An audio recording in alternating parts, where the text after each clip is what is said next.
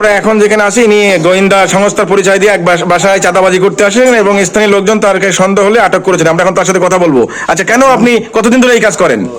ভাই আমি এই কাজের সাথে কার মাধ্যমে আসছেন? এখানে কার মাধ্যমে আসছেন? আমি ওই বাসারের মাধ্যমে আসি ভাই। ওকে নিয়ে আসছে আপনাকে? হ্যাঁ আমার ওই নিয়ে আর কে নিয়ে আসছে? সত্যি কথা বলেন। ওই নিয়ে আসছে আর ওইটি আমাকে এই যে বিকেল 5টার সময় ওইটি নিয়ে আসছে যে বাসায় যে বলতে আমাকে খবর দিয়ে নিয়ে আসে যে ইব্রাহিম তুমি যে আমার টাকা দিয়ে চাপ দিচ্ছ আর যশোরে গেলি যা তা বলতেছো, তাহলে আমার কাছ থেকে দেখো তোমার জন্য টাকা রাখছিলাম, ওই টাকাটা আপনার আমার বোন আর আমার বোনাই মিলে নিয়ে গেছি। আপনার এখানে আত্মীয় আছে? হ্যাঁ এখানে কোনো আত্মীয় আছে? না আমাদের কোনো। ওই আলিমি কি করছেন? আলিমির চিনলাম, ওই যে বাসার আছে না, বাসার সাথে। আপনার বাসা কোন জায়গায়? আপনার বাসা কোন জায়গায়? আমার বাসা রেলগেট। আপনার বাসা রেলগেট? আপনার বাবার নাম? আমার বাবার নাম আইনাল খা। আইনাল খা। যশোর রেলগেট? হ্যাঁ যশোর। আচ্ছা, কি করেন আপনি পেশায়? আমি ব্যবসা করি। কিসের ব্যবসা করেন? আমার মশলার ব্যবসা আছে। ব্যবসা আছে। তার লাইসেন্সও আছে। এখন সব অস্বীকার যাচ্ছে। আলিম ভাই তো বললো যে আপনার ও তো এখন অস্বীকার করতেছে। আলিম ভাই বললো যে না, উনি হচ্ছে ওই বাসারের সাথে ছিল, ওই দোকানে চা খাচ্ছিল, কিন্তু উনার নাম আলিম। উনি আমার যখন ঋণ দেয় তখন আমি বলছি যে বাসার তো আমার টাকা দিলে না, তখন উনি বলছে যে যাই দেখেন তার বোনরা তার কাছ থেকে টাকা নিয়েছে। তখন আমি বুঝলাম যে তার নাম লোক। আমি তদন্ত করি, আমি তদন্তের জন্য আইসি, বাসার কেস করেছে তাই আমি তার জন্য আইসি তদন্ত করি।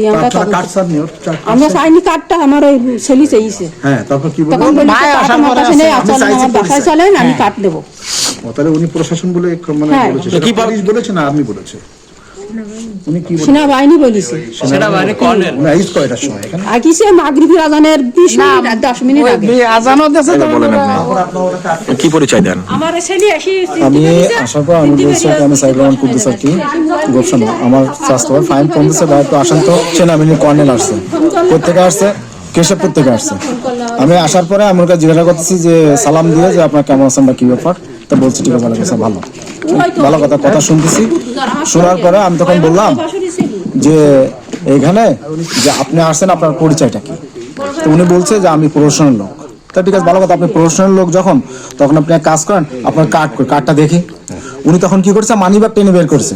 মানি ব্যাগ টানিয়ে বের করে সে বলছে সরি ভাই আমি তো কার্ডের কথা ভুলে গেছি, কার্ডটা চলেন আমি কেশবপুর যেয়ে দিচ্ছি, আমি কেশবপুর চলেন আমি দিয়ে দিচ্ছি আপনার কার্ড। কেশবপুরের মানে সেনাবাহিনী? হ্যাঁ সে কেশবপুর থেকে আসছে এবং সে বলছে যে আমি কেশবপুর চলেন আমি কেশবপুর যে কার্ডটা দিয়ে দিচ্ছি, এই কথা বলছে।